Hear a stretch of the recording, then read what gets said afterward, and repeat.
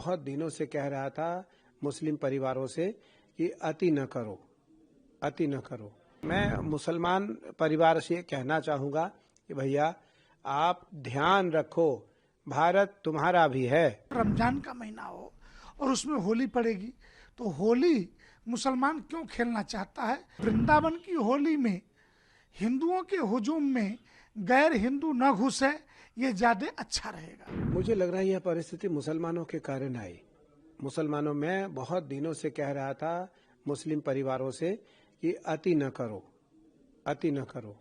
और अति करने के कारण जब जब इनका त्यौहार आता है ये उसको उत्सव की तरह मनाते हैं। जब जब हिंदुओं का कोई त्यौहार आता है तो उसको ये बिगाड़ना चाहते हैं, उस त्यौहार में ये किसी न किसी प्रकार का विघ्न डालना चाहते हैं।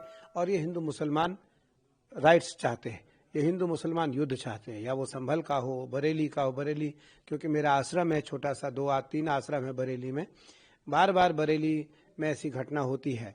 तो आज मथुरा का यह दृश्य सामने इसलिए आ रहा है कि कहीं किसी प्रकार की कोई घटना न हो जाए, क्योंकि रमजान भी चल रहा है और होली भी आने वाला है। तो मुझे लगता है उस कारण हिंदुओं को यह बात रखनी पड़ी है।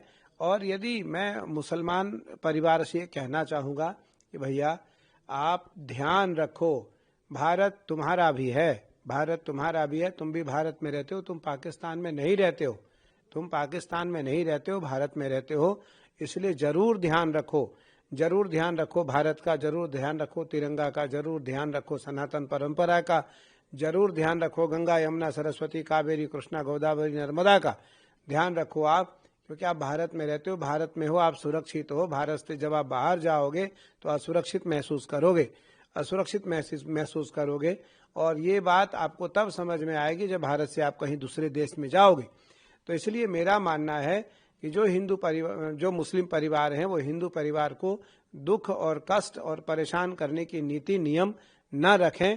और इस किसी भी प्रकार का जो दंडित करने का, परेशान करने का, विवाद करने का, युद्ध करने का, छेड़छाड़ करने का, जो भी आपका प्रकल्प है, जो भी आपके विचार हैं, जो भी आपकी मंशा है, उसको आप दूर करो। और भारत में आप सहिष्णुता से रहो, भारत में आप समान भाव से रहो। सनातनियों को अपना समझो, सनातनियों को अपना समझो, भारत को अपना समझो। तभी मुझे लगता है कि अच्छा है। नहीं तो जिन जिन लोगों के कारण आपका मन बढ़ रहा है वो लोग साथ नहीं देंगे। और कहीं न कहीं नुकसान जब आपको होगा तो वो बाहर से खड़े होकर के आपका आनंद लेंगे, आपका दर्शन करेंगे, आपकी जो तमाम समस्याएं हैं उसको देख करके वो विनोद और मजाक करेंगे।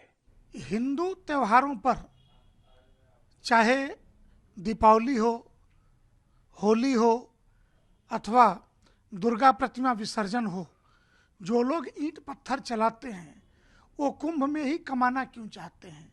हिंदुओं से नफरत भी और हिंदुओं के धन पर पलना भी चाहते। यह तो अजीब बात है। एक रंग फेंक देने से, अबीर फेंक देने से जिस देश में दंगे भड़क जाते हों, वहाँ मुसलमान हिंदुओं के बीच जबरदस्ती घुस करके होली क्यों खेलना चाहता है? जब उसके अनुसार तथाकथित रूप से उसका पवित्र महीना चल रहा हो, रमजान का महीना हो, और उसमें होली पड़ेगी, तो होली मुसलमान क्यों खेलना चाहता है? तो निश्चित तौर से ये बदनीयती है। क्योंकि हिंदुओं में होली का त्यौहार लिंग भेद, जाति भेद से ऊपर उठ करके सब एक दूसरे से गले मिलते हैं, होली खेलते हैं। तो क्या हिंदू माँ बहनों को गले लगाने के बहाने छेड़छाड़ करने के लिए व्यक्ति होली खेलना चाहता है?